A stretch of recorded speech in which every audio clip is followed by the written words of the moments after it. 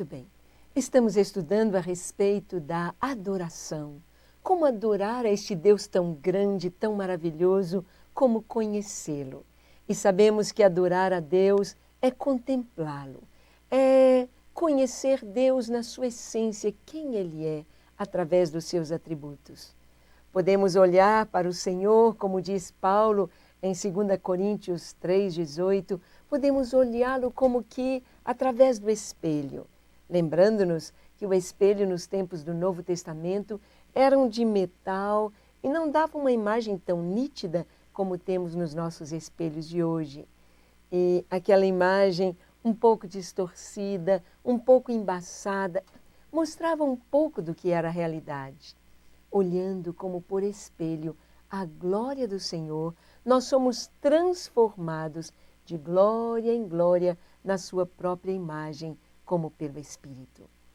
E é exatamente isto que queremos fazer.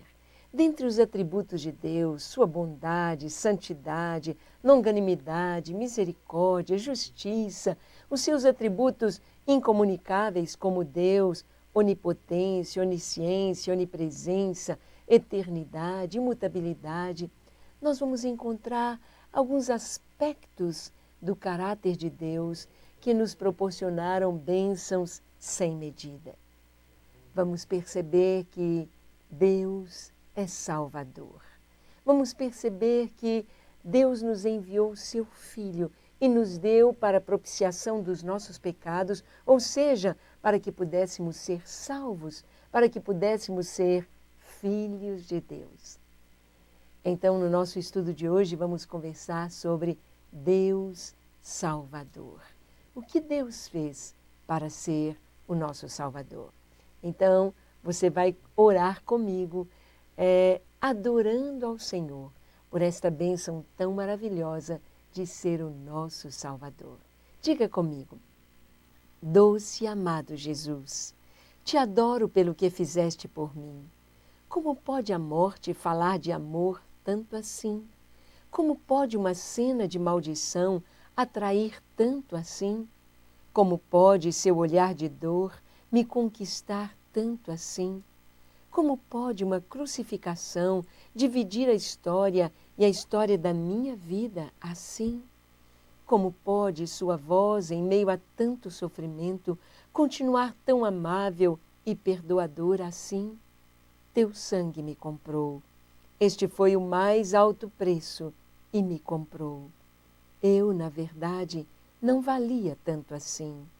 Jesus, te adoro por tua morte, por teu sangue derramado, por teu corpo entregue à cruz em meu lugar. Teu sangue me dá vida, teu sangue me purifica, me justifica, me santifica. Teu sangue proclama a eterna aliança que tenho contigo. Meu precioso Salvador, estou aqui para adorar-te e ao contemplar a tua morte, entendo que meus pecados te levaram até aquela cruz. Cada um deles te moeu e transpassou. Por isso, não posso mais continuar caminhando em tua presença com qualquer pecado, nenhum deles, nem o menor. Receba a minha adoração mais sincera pelo teu sangue derramado, Jesus. Eu me rendo totalmente a ti, doce Salvador. Isto mesmo, podemos adorar ao Senhor, adorá-lo por tudo aquilo que Ele fez e como Ele fez de maneira tão maravilhosa, com tanto amor, com tanta bondade, exercendo a sua misericórdia. Toda a grandeza de Deus, toda a magnanimidade do seu amor se revela em Jesus. O Senhor é grande, fiel, poderoso, maravilhoso e Deus de amor. Deus nos deu o seu melhor. Deus nos deu tudo aquilo que Ele tinha de mais perfeito nos céus. O seu Filho, Jesus. Seu único Filho, seu amado Filho, para a nossa salvação. Vamos ver então um pouco a respeito de Deus como nosso Salvador. De acordo com os 4 evangelhos, Jesus ensinou a respeito de seu sofrimento, morte e ressurreição. Sim, Nós vemos que quando Jesus estava ali com seus discípulos, ao ensinar-lhes tantas coisas tão maravilhosas sobre a ética, sobre a vida, como deveria ser uma vida que agrada a Deus, como deveria ser vivida na presença do Senhor. Jesus, além de tudo que ele ensinou, além das parábolas que ele contou, ele falou a respeito do seu sofrimento. Ele falou a respeito da sua morte. Ele disse aos seus discípulos, quando os gregos procuravam para levá-lo até a Grécia, para ouvi-lo como um filósofo, Jesus então disse aos discípulos: se o grão de trigo caindo na terra não morrer, fica ele só. Mas se morrer, dá muito fruto. Jesus era aquele grão de trigo. Jesus haveria de gerar muitos filhos de Deus, filhos que seriam semelhantes a ele, semelhantes no passar do tempo, na experiência com Deus, no conhecimento de Deus, e semelhantes absolutamente quando no encontro com o Senhor, quando todos nós formos transformados. Seremos semelhantes a Ele, porque haveremos de vê-lo como Ele é. Jesus, então, ele falou a respeito da cruz. Ele dizia aos seus discípulos: o Filho do Homem está sendo levado, será entregue nas mãos dos malfeitores. E serei escarnecido, cuspido, zombado, transpassado e serei crucificado. Mas Jesus trouxe sempre a nota positiva: ao terceiro dia eu ressuscitarei. E Jesus disse que ninguém tirava a sua vida, mas Ele mesmo a dava por amor de nós. Salientou que o seu sofrimento estava nos planos do Pai e, ao mesmo tempo, Ele voluntariamente dava sua vida em resgate de muitos, conforme a profecia de Isaías.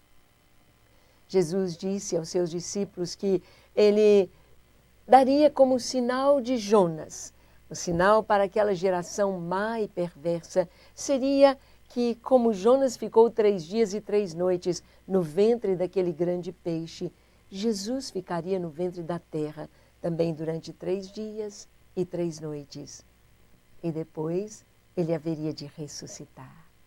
E Jesus morre exatamente no dia da Páscoa, no dia daquela festa que mostrava o cordeiro que seria sacrificado, que foi sacrificado lá no Egito, para que o anjo da morte passasse pelas casas dos hebreus, passasse pelas casas e onde houvesse a marca do sangue, nos umbrais e nas vergas das portas, numa marca vertical e uma marca horizontal, lembrando anos mais tarde da cruz, do sangue do cordeiro que seria derramado na cruz. Jesus era o cordeiro da Páscoa e ele morreu exatamente no dia da Páscoa. E exatamente às 3 horas da tarde, quando em todas as casas dos judeus, passar no declinar da tarde, o cordeiro da Páscoa era imolado.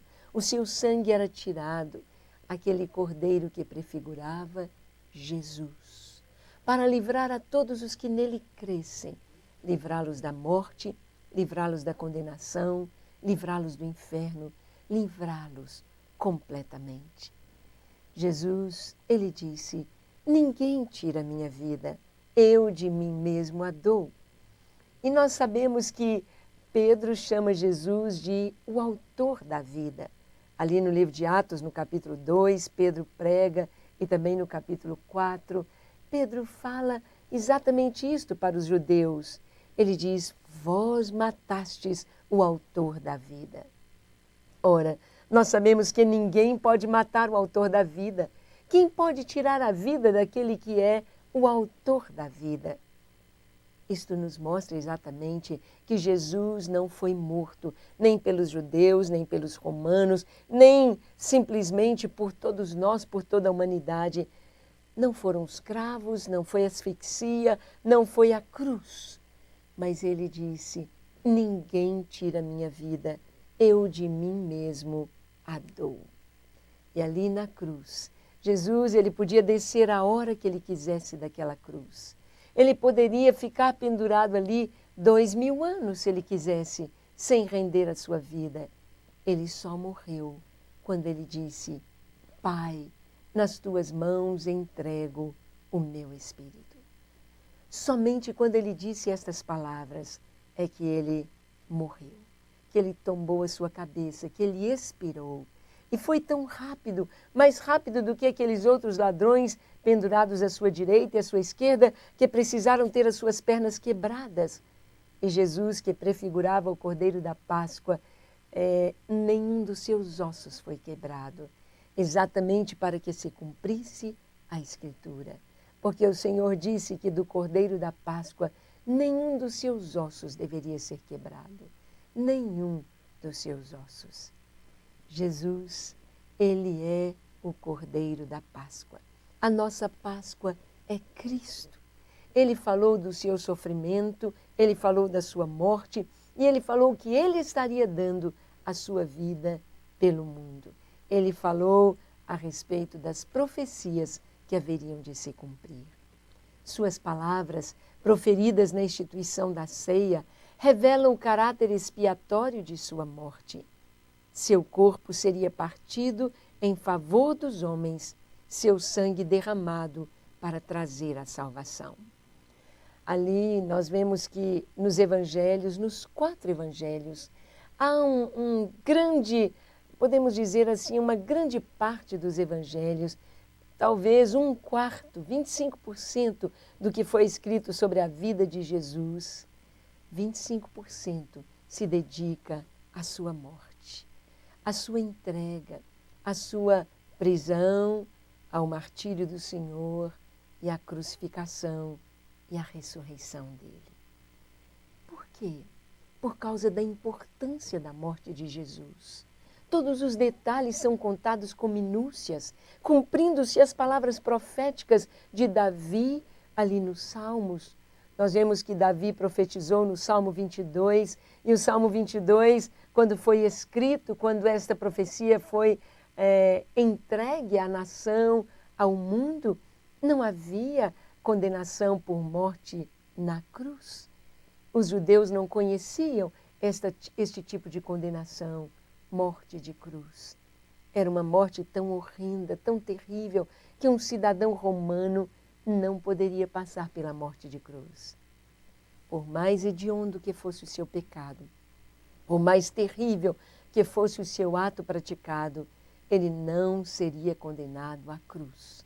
A cruz era para os marginais, a cruz era para aquelas pessoas, aqueles prisioneiros de alta periculosidade. A cruz era para aqueles crimes hediondos. A cruz era para aqueles que não eram romanos. E Jesus foi sentenciado pelos próprios judeus. Quando entregaram a Pilatos, eles gritaram: crucifica-o, crucifica-o, crucifica-o. E Jesus, ele sabia de todas estas coisas. Jesus, ele falou sobre isto com seus discípulos. E no Salmo 22, Davi profetizou todos os detalhes ali da cruz. As primeiras palavras do Salmo são: Deus meu, por que me desamparaste? Eloi, Eloi, lama sabachthani. As pessoas que estavam em volta da cruz e não sabiam o que ele estava dizendo, falaram: ele clama por Elias. Mas aqueles que conheciam as Escrituras bem sabiam que Jesus estava dizendo: Eloi, Eloi, lama sabachthani. Deus meu, por que me desamparaste?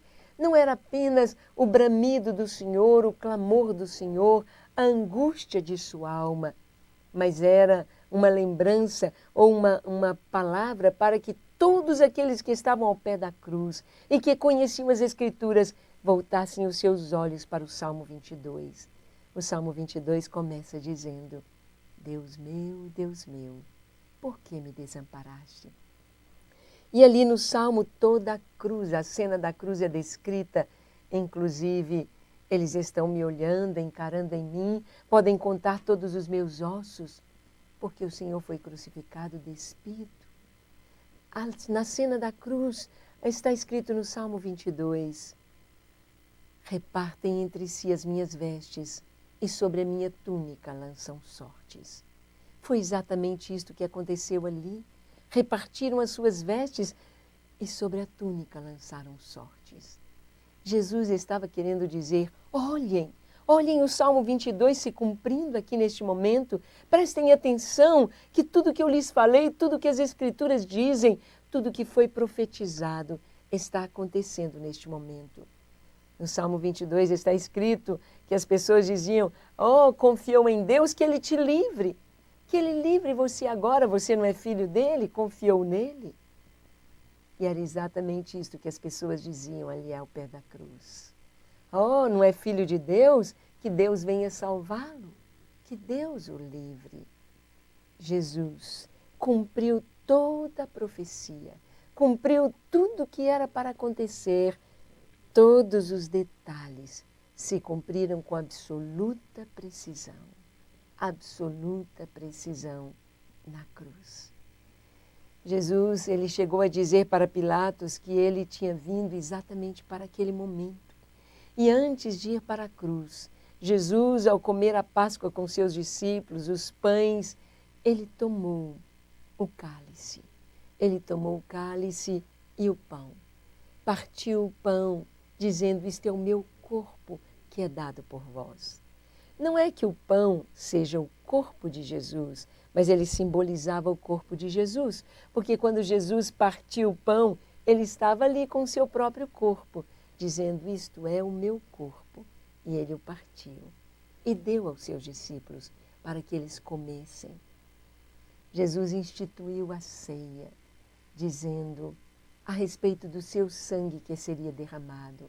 Este cálice, disse o Senhor, é a nova aliança no meu sangue. Fazei isso todas as vezes que eu comerdes, em memória de mim.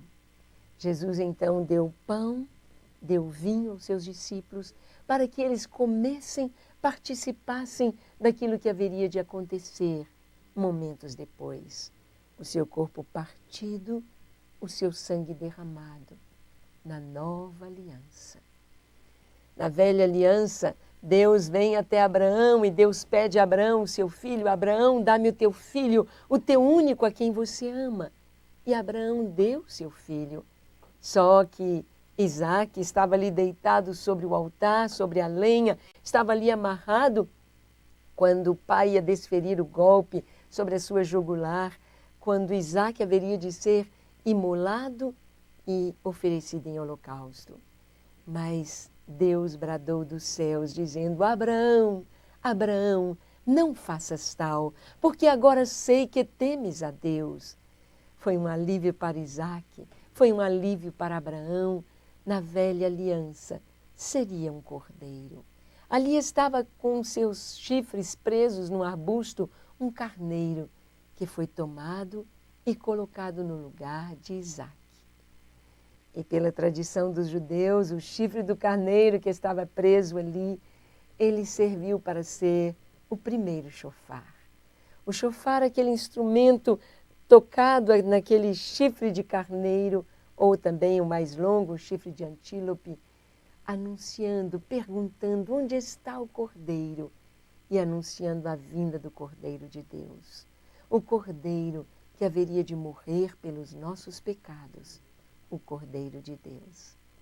Abraão deu seu filho. É a velha aliança, mas o Senhor agora.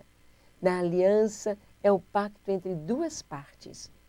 Deus pediu a Abraão seu filho, agora Deus daria o seu filho a Abraão.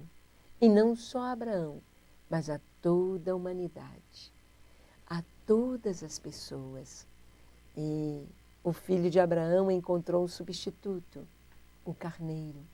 Mas Jesus, o Filho de Deus, subiu o Calvário e não houve substituto para o Filho de Deus. Ele deu a sua vida inocente, pura, por nós, em nosso lugar. E nós vamos ver o que isto significa nos planos de Deus. Quando Jesus instituiu a ceia, o pão e o vinho.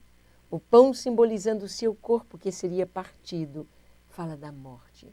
e o vinho simbolizando a nova vida em Cristo.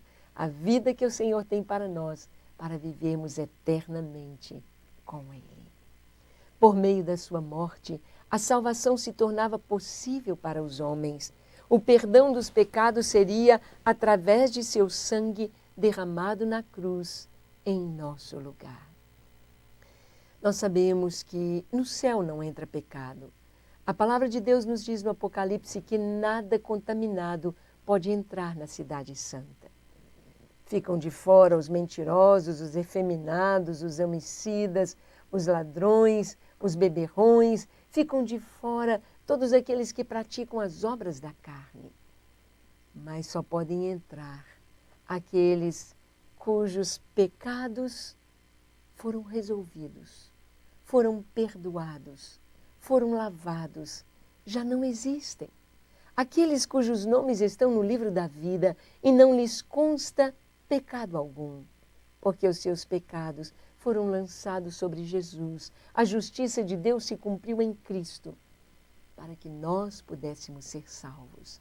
A nossa salvação está atrelada à morte de Jesus na cruz. A Bíblia fala que sem remissão, sem derramamento de sangue, não há remissão de pecados. E na velha aliança era o sangue de animais, prefigurando o sangue puro do Senhor Jesus, do Filho de Deus que se fez homem. Através do sangue de Jesus, um novo pacto seria firmado entre Deus e os homens, a nova aliança. Jesus disse, esta é a nova aliança no meu sangue. E Pedro vai dizer na sua primeira carta, no capítulo 1, ele vai dizer, olha, porque nós não fomos comprados por coisas corruptíveis, como prata ou ouro, ou sangue de bodes ou de animais, como se esses pudessem nos purificar. Mas ele diz, nós fomos comprados pelo precioso sangue de Jesus. Sangue limpo, sangue como de cordeiro imaculado de Deus. A morte de Jesus é que nos traz plena salvação, porque nos oferece o perdão para os nossos pecados. Então, a nossa adoração ao Senhor por tudo que Ele fez ali na cruz por nós. Podemos ver o coração do Pai, o coração do Filho, podemos ver o Espírito Santo naquele momento, mas podemos ver toda a glória de Deus ao ressuscitar Jesus dentre os mortos, sendo a primícia dos que dormem, para nos oferecer ressurreição e vida eterna. Jesus ensinou que por meio de sua morte vicária, a bênção eterna seria outorgada a muitos e haveria um novo e perfeito relacionamento de Deus conosco. Os nossos pecados fazem separação entre nós e Deus. Há um abismo entre Deus e os homens, que este abismo foi cavado. Este abismo passou a existir quando o pecado entrou na história do homem. Houve a separação, a morte espiritual. Mas nós sabemos que nós podemos ser reatados com Deus. Nós podemos atravessar este abismo sobre uma única ponte, a cruz. A cruz, sobre a morte de Jesus, sobre o seu sangue derramado, nós podemos alcançar vida e vida plena. Podemos alcançar salvação. Podemos alcançar a reconciliação com Deus. Todas as bênçãos nos advêm através da cruz de Jesus. A resposta à maior necessidade humana veio através do sangue de Jesus derramado no Calvário, o perdão dos pecados, a nossa justificação. Não existe uma bênção maior. Há tantas pessoas correndo atrás de bênçãos e ficam querendo um carro, uma casa, empresa, pessoas, família, saúde, mas não existe uma bênção maior do que o perdão dos nossos pecados e a garantia da nossa salvação pelo Espírito Santo que Jesus nos dá. Não existe nada mais maravilhoso do que ser salvo, ter consciência da salvação, ter o entendimento da salvação e conhecer o amor de Deus. Então, Jesus disse aos seus discípulos, alegrai-vos, não porque os demônios se vos submetem, não porque os mortos ressuscitam quando se fala no meu nome, ou os enfermos são curados. Mas alegrai-vos, porque os vossos nomes estão escritos no livro da vida. Ou seja, quando recebemos a maior de todas as bênçãos, somos os mais felizes de todos os homens. O entendimento teológico da cruz era a descrição sumária da salvação do homem. Podemos entender, então, a cruz. Podemos entender que, se no céu não entra pecado, como nossos pecados seriam resolvidos? Se a partir de hoje eu conseguisse ser uma pessoa tão boa que nunca pecasse, tudo bem, que bom, mas e os meus pecados atrás deste dia? E os pecados cometidos antes? Para entrarmos no céu, na glória, para estarmos na presença de Deus, precisamos do perdão. Precisamos do sangue de Jesus. Precisamos da obra vicária da cruz. Sendo que Jesus morreu por nossos pecados, então a palavra da cruz consiste na pregação de Cristo crucificado. O apóstolo Paulo fala sobre a mensagem da cruz, ou a palavra da cruz, que é loucura para o mundo. O mundo não pode entender isto. As pessoas diziam, como o seu Deus crucificado, principalmente na primeira era da igreja cristã, nos primórdios, os romanos, os pagãos, não poderiam entender um Deus que se deixara ser crucificado. Um Deus que fora morto para dar a sua vida por toda a humanidade. É que Jesus não ficou morto. Todos os grandes líderes da humanidade, todos os fundadores de religiões, Buda, Confúcio, Maomé e tantos outros estão nos seus túmulos, seus restos mortais guardados. Mas Jesus, o seu túmulo está vazio. Ele ressuscitou, porque Ele é Deus. Deus se fez homem para que na perfeição do Senhor Jesus Ele pudesse oferecer a Deus um sacrifício, a justiça de Deus, o seu sangue puro para a remissão dos nossos pecados. É através da cruz que a reconciliação entre judeus e gentios se estabelece, havendo sido derribado um muro de separação entre ambos pela cruz. Judeus e gentios estavam separados, os judeus se julgando o máximo da espiritualidade, os gentios se julgando o máximo da sabedoria, separados entre si, foram ligados pela cruz. Judeus e gentios que se tornam cristãos, agora caminham juntos e em amor. E mediante o sangue da cruz, o Senhor estabeleceu a paz. Aleluia! Colossenses 1:20 nos diz isto, que pela cruz o Senhor estabeleceu a paz entre os homens. Não há algo tão maravilhoso, podemos dizer que a primeira consequência do perdão dos nossos pecados é a paz. E como é preciosa a paz, como é importante a paz, como é rica, que riqueza ter paz. Paz com Deus, paz na consciência, paz com o próximo, paz consigo mesmo. Só podemos ter paz na ausência do pecado, na ausência da culpa. E só podemos ficar livres da culpa através da cruz, através de Jesus. Bem, as nossas acusações, os nossos pecados, a nossa dívida à justiça de Deus foram totalmente encravados na cruz. Colossenses 2,14. E assim fomos completamente perdoados. Acusações, pecados e dívida. Tudo isto ali na cruz foi resolvido. É como se Deus pegasse a nota promissória, as cédulas, aquilo que mostrava as nossas falhas, mostrava os nossos erros, mostrava a nossa acusação, mostrava a nossa fraqueza, mostrava a nossa nudez. Foi encravado ali na cruz para que nós pudéssemos, manchado aquilo tudo ali pelo sangue de Jesus, pudéssemos ser livres. Livres.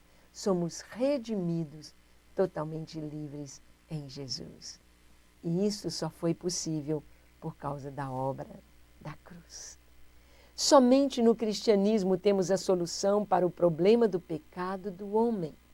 Você pode estudar todas as religiões, umas falam sobre a reencarnação, outras falam sobre meditação, sobre alcançar um estado de perfeição, mas nenhuma religião traz a solução para o problema do pecado. A reencarnação não resolve o problema do pecado.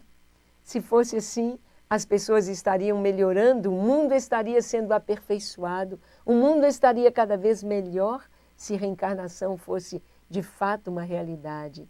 Mas não é, é uma ilusão, é uma mentira. A Bíblia diz que ao homem está ordenado morrer uma só vez, vindo depois disto o juízo. O juízo virá para mim, para você, para cada um de nós, para cada pessoa, porque o homem está destinado a morrer uma só vez. Depois disso, o juízo. Agora, através do sangue de Jesus, nós estamos livres de condenação. Não temos medo. Eu não tenho medo do meu encontro com o Senhor, porque há de ser um encontro de amor, um encontro de alegria, um encontro de regozijo, um encontro de contentamento, de recompensa, de galardão. Um encontro de saudade, um encontro maravilhoso. Agora, aquelas pessoas que morrem sem Cristo, elas passarão pelo trono branco, pelo juízo final. Os salvos não. Os salvos hão de passar pelo tribunal de Cristo, que não é um tribunal para condenação, mas para recompensa, para o galardão dos salvos. Mas mesmo assim, eu e você que já estamos salvos, precisamos manter o coração sempre limpo, isento de culpa, de pecado, de acusação, lavando-nos no sangue do Cordeiro. Somente Cristo tomou o nosso lugar, morrendo como um malfeitor, mas ressuscitando gloriosamente ao terceiro dia, como vencedor do pecado, da morte e do inferno. Sim, apenas Jesus pôde fazer isso por nós, porque Jesus é Deus homem. Duas naturezas, verdadeiramente homem, para poder, como o primeiro Adão que nasceu de forma sobrenatural, Jesus também foi de forma sobrenatural a sua vinda ao mundo, a Virgem concebeu e deu à luz um filho, o seu primogênito, mas o unigênito de Deus. E Jesus veio sem pecado, sem culpa, sem esta natureza humana pecaminosa. E Jesus foi provado, foi tentado em todas as coisas, mas não falhou em nenhuma delas. Jesus, absolutamente santo, puro, irrepreensível. Ele tinha a natureza humana e a natureza de Deus. Deus, homem. É como se com uma mão ele segurasse na mão do Pai e na outra mão segurasse a nossa mão, a mão da humanidade, reconciliando-nos com o Pai, reconciliando-nos com Deus, nele mesmo, através da obra ali na cruz. No Império Romano, a cruz significava vergonha e humilhação. Sim, no Império Romano, as pessoas às vezes ficavam ali penduradas em cruzes, em estacas, às vezes uma semana, dependendo da saúde daquela pessoa, ficava ali tanto tempo. As aves vinham e começavam a bicar, era algo assim terrível o que acontecia. Era vergonha, era humilhação. E muitos eram crucificados, despidos. E a Bíblia diz que Jesus foi crucificado despido. Exatamente porque ali na cruz ele estava assumindo o nosso lugar. E quando Adão pecou, Adão percebeu que estava despido, Adão percebeu que estava nu, Adão percebeu que a glória de Deus que o envolvia tinha ido embora. E Deus cobriu Adão e Eva com peles de animais.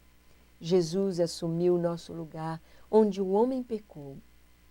Ali, naquele jardim, Jesus foi crucificado, despido, para deixar para nós a sua túnica, para deixar a sua capa, que simboliza o seu reino, que simboliza o seu poder, que simboliza a sua autoridade. Ele nos deu a capacidade de nos tornarmos filhos de Deus através da sua morte, do seu sangue derramado e nos cobre com seu poder. Isto é maravilhoso demais para nós. A cruz, ela era uma condenação tão hedionda que um cidadão romano não poderia ser condenado à crucificação e teria direito de defesa, como aconteceu com Paulo. Paulo era cidadão romano, teve direito de defesa, passou por vários julgamentos e Paulo morreu decapitado, Paulo morreu à espada. Mas quantos discípulos foram crucificados? Porque não eram cidadãos romanos. Era uma morte vergonhosa. Jesus sofreu o horror, a morte mais terrível, para nos dar a sua glória, para nos dar o seu nome, para nos dar a sua herança, para nos dar um lugar à mesa junto com o Pai, no banquete daquela grande festa das bodas do Cordeiro. Ah, maravilhoso Jesus! É por isso que o adoramos. Sabemos que muitos dos apóstolos do Senhor Jesus foram martirizados em cruzes. Muitos morreram, muitos foram ali colocados. A tradição diz que Pedro foi crucificado de cabeça para baixo, porque ele não aceitou ser morto como seu Senhor. Ele achou que seria uma glória muito grande para ele. E ele disse, não, coloque-me de cabeça para baixo. Eu não mereço ter a morte como do meu Senhor. Ah, Senhor maravilhoso! Este amor de Deus, esta verdade incontestável, que enche os nossos corações, tornando-nos filhos de Deus, quando cremos no que Cristo fez por nós. No que Ele fez, porque era impossível para o homem salvar-se. Era impossível transpor este abismo. É como se o homem estivesse no fundo do poço, num grande buraco, num profundíssimo buraco. E ele tentasse sair puxando a sua orelha, ou tentasse, levantando-se os seus braços, ele jamais conseguiria, com seus pulinhos, alcançar a borda daquele buraco. Somente Jesus. Somente a justiça de Deus sendo consumada em Cristo poderia nos dar o perdão dos pecados. Para os judeus, a cruz era símbolo de maldição, de acordo com Deuteronômio 21, 23, Gálatas 3, 13. A cruz era símbolo de maldição. Maldito todo aquele que for pendurado no madeiro. E Jesus disse, porque Ele levou sobre si a nossa maldição, a nossa culpa, a nossa dor, as nossas enfermidades, as consequências do nosso pecado. Tudo isto Ele levou sobre si. E Ele disse, o Filho do Homem, quando for levantado entre a terra e os céus, atrairei todos a mim. Atrairei todos a mim. Eu sei que você foi atraído ao Senhor, assim como eu fui. Ah, que maravilha saber do amor de Deus, saber deste amor tão grande que nos chama, que nos oferece salvação, perdão e paz. Por isso adoramos o Senhor. Nós o adoramos por causa da cruz. E a turba de Jerusalém, incitada pelos principais dos judeus e pelos sacerdotes, pediu a crucificação do Senhor Jesus, apesar de não ter ele cometido pecado algum. Todos puderam atestar que Jesus era isento de pecado. Todos tiveram a oportunidade de mostrar as suas falhas, de mostrar os seus erros, de apontar os seus pecados, mas ninguém tinha nada para contar. Trouxeram testemunhas falsas e o que as pessoas diziam era tão contraditório que não serviu para fechar o julgamento de Jesus, o processo do Senhor. E eles diziam, ele disse, derrubem esse templo em 3 dias e eu reconstruirei. Mas Jesus estava falando a respeito do templo que era o seu próprio corpo. E eles então não tinham como condenar Jesus. Ele foi à cruz por minha causa, por sua causa. Ele foi à cruz porque ele era o perfeito varão, o perfeito Adão, que podia, assim como o primeiro Adão trouxe a morte através do seu pecado, O segundo Adão traria a ressurreição e a vida através da sua morte em nosso lugar. Ele suportou a cruz, não fazendo caso da ignomínia. Hebreus 12, 2. O texto de Hebreus nos diz, por causa da alegria que lhe estava proposta, ele suportou a cruz, não fazendo caso da vergonha, não fazendo caso da ignomínia. Jesus suportou a cruz para nos dar vida eterna, para sermos seus filhos, irmãos do Senhor, nos assentarmos na mesa com o Pai e desfrutarmos da vida eterna. Jesus se deu por nós, tendo descido até a morte, e morte de cruz.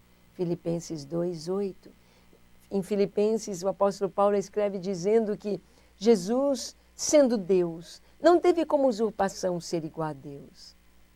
Antes, ele se esvaziou a si mesmo, e ele se aniquilou, e ele foi achado em forma humana, em figura humana, e ele desceu em obediência até a morte, e morte de cruz. Não foi fácil, foi algo horrendo, terrível. Quem assistiu o filme A Paixão de Cristo pode imaginar um pouquinho, mas mesmo assim, mesmo através daquele filme, nós não podemos ver todo o sofrimento do Senhor. E foi em meu lugar e em seu lugar. A cruz constitui-se em tropeço para os judeus. 1 Coríntios 1:23 e Gálatas 5:11. Sim, os judeus não podem aceitar isto. A cruz era maldita. Eles não têm uma explicação para Isaías 55. Eles não têm uma explicação para o cumprimento profético do Salmo 22. É tropeço para eles. É uma pedra de tropeço na qual eles não têm outra coisa a fazer senão tropeçar e cair. Jesus se referiu ao preço do discipulado como carregar a sua própria cruz. Mateus 10:38, Lucas 14:27. Jesus disse, olha, quem quiser me seguir, tome cada dia a sua cruz e siga-me. Seguir Jesus não é um mar de rosas. Seguir Jesus é tomar a cruz e caminhar com Ele.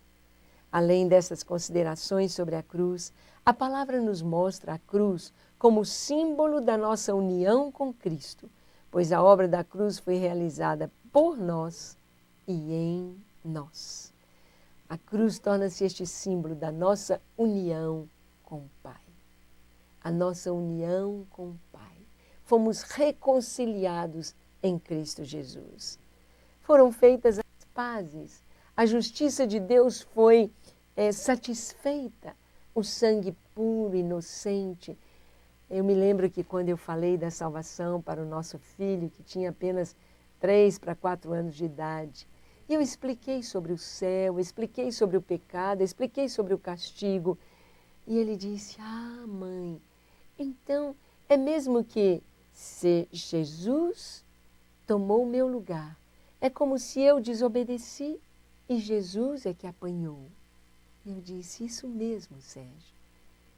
É como se nós desobedecêssemos e Jesus é que apanhasse.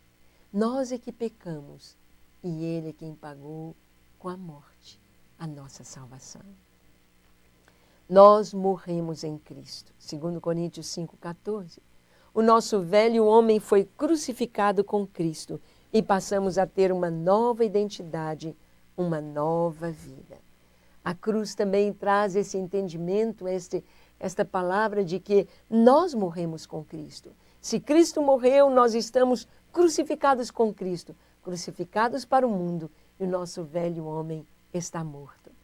Há uma mudança total, há uma vida de ressurreição que borbulha dentro de nós, em santidade, em amor, em pureza. Não estamos ainda na perfeição, mas estamos caminhando para lá. Estamos olhando para o alvo, estamos olhando para Jesus, o autor e consumador da nossa fé. Ele é o nosso modelo e através da cruz podemos ser santificados também.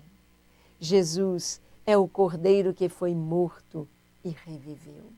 Lá no Apocalipse, João viu um cordeiro como que tinha sido morto. Esse cordeiro é Jesus, foi morto e reviveu.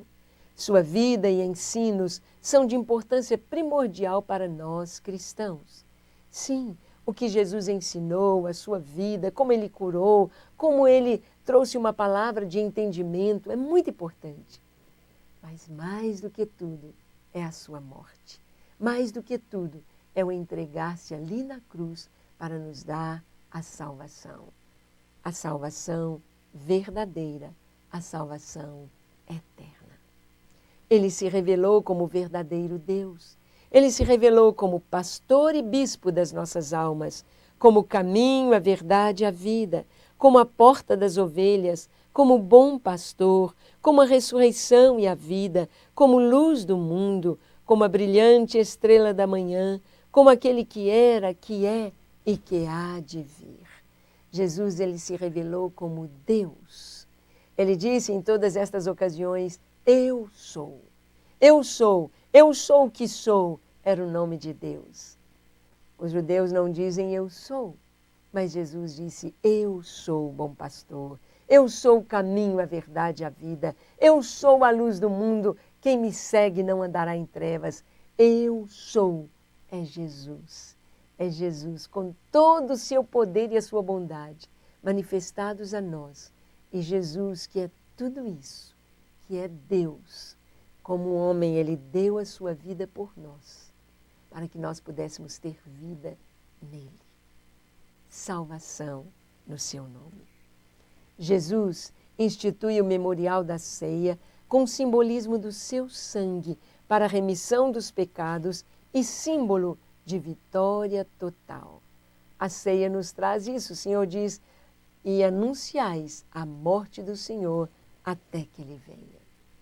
Até que Jesus volte, até que o Senhor venha para nos arrebatar e nos levar para o seu reino de glória, nós estaremos anunciando a morte do Senhor, a sua morte vicária, a sua morte no nosso lugar, para nos trazer vida, para nos trazer saúde, para nos trazer salvação. Ah, todo aquele que ouve, venha, e venha beber de graça desta água da vida, que é do próprio Senhor, que simboliza o próprio Espírito de Deus, que nos foi dado através de Jesus. Jesus é o suprimento divino para as necessidades da nossa alma, nossa propiciação para os pecados e a santificação interior. Precisamos nos alimentar de sua própria vida. É Jesus quem nos dá o perdão, é Jesus quem nos dá a ressurreição, é Jesus que é a vida. Através dele nós podemos caminhar, através de Jesus nós podemos viver, ter comunhão com o Pai. Nós haveremos de nos assentar nos lugares celestiais, na mesa do Senhor. Hoje já reinamos com Cristo. Hoje já estamos assentados nas regiões celestes. Hoje, potestades e espíritos dominadores, espíritos malignos das trevas estão debaixo dos pés da igreja. E isto é maravilhoso. Através da cruz e da morte do Senhor, tudo isso foi conquistado.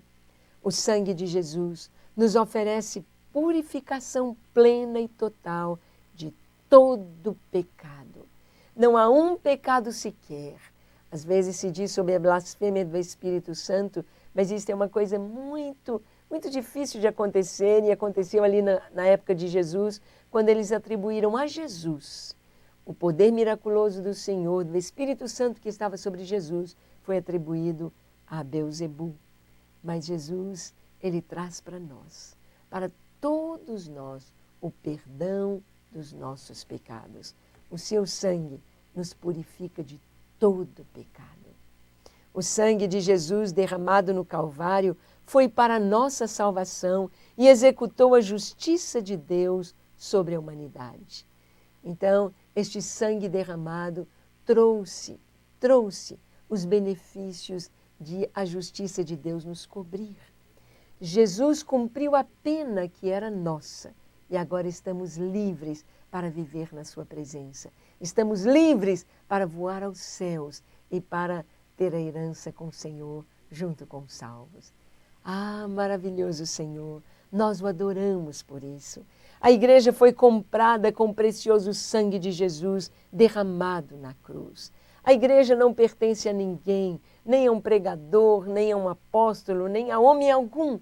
A igreja é do Senhor, comprada pelo seu sangue. Nós somos a igreja e nós aqui estamos para glorificar o seu nome, para exaltá-lo e para dizer: Tu és o meu Deus.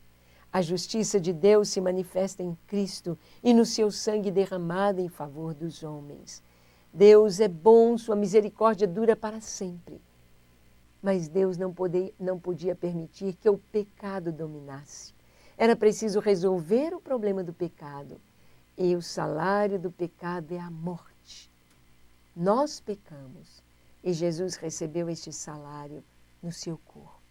A nossa morte, Jesus levou sobre si para nos dar a sua vida, fazendo-nos filhos de Deus.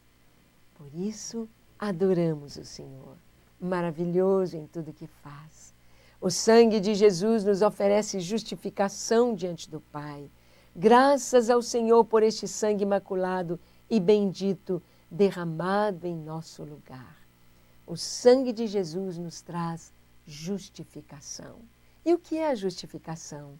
É um ato declaratório de Deus dizendo que somos justos, dizendo que não temos pecado, dizendo que somos santos.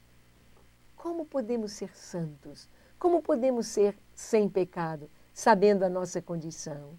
Através do perdão recebido pelo sangue de Jesus, pois ele levou a nossa condenação. E agora podemos andar em novidade de vida, em santidade. A nova aliança é baseada no sangue de Jesus e o cálice com vinho representa esse sangue precioso e puro que foi derramado por nós. O sangue da nova aliança, o sangue de Jesus, foi derramado por mim e por você, ali no Calvário, para que experimentássemos a vida eterna. Ele nos comprou de volta, nos purificou de todo pecado e nos trouxe para o seu reino de glória através do seu sangue vertido na cruz. Nós vimos aqui que ele nos dá o perdão, porque ele nos comprou, ele nos tirou da condenação, ele nos dá a vida eterna, nos transporta do reino das trevas para o reino do Filho do seu amor, através da cruz. Finalmente, o sangue de Jesus Cristo nos aproxima de Deus, derriba a parede de separação e nos traz a verdadeira paz.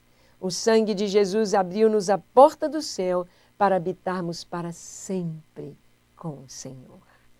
Ah, Deus maravilhoso, Deus que é digno de toda glória, de todo louvor, de toda adoração, pois Ele nos deu Jesus. Ele nos deu o seu precioso sangue para nos cobrir, para nos limpar, para nos dar vida eterna, para nos dar santidade, para nos dar comunhão com Deus. Amém? Que você desfrute desta vida eterna, desta vida nova e viva em comunhão com o Senhor, amando e adorando a este Deus de tanto amor. Que Deus te abençoe.